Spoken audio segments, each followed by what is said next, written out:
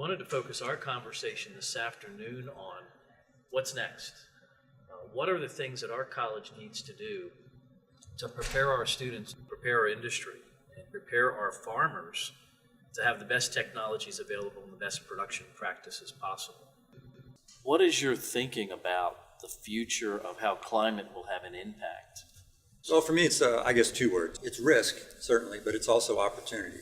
For me, what is the main challenge in climate variability and predicting those sort of things is water.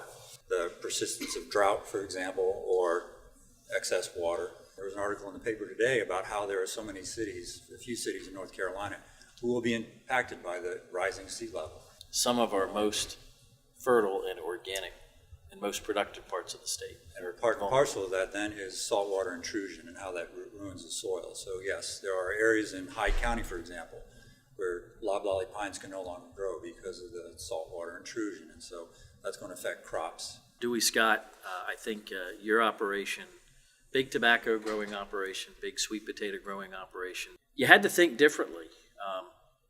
7-8 years ago, I'd like you to kind of walk through kind of your story about how you've changed to be prepared for the what's next. The difficulty is the more that we do as producers, the more difficult they make it to produce.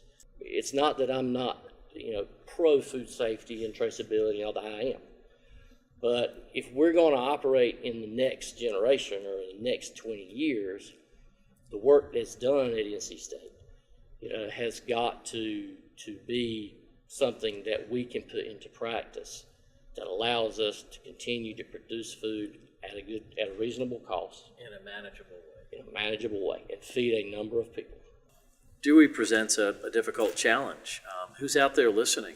As researchers, need to be hearing from different people about these issues, about what is important, and then we also need to be those advocates, on the Hill. We know what issues we have. We know what problems we have, but sometimes they're so difficult to convey and explain that it's hard for me to sit down in front of my representative and be able to express myself accurately. And so that's where I think, to your point, I think it's very, very important that, the science and the farmer work as closely as can be.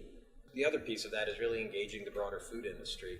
And by doing that, we want to inject what I would say is our own research into this facility.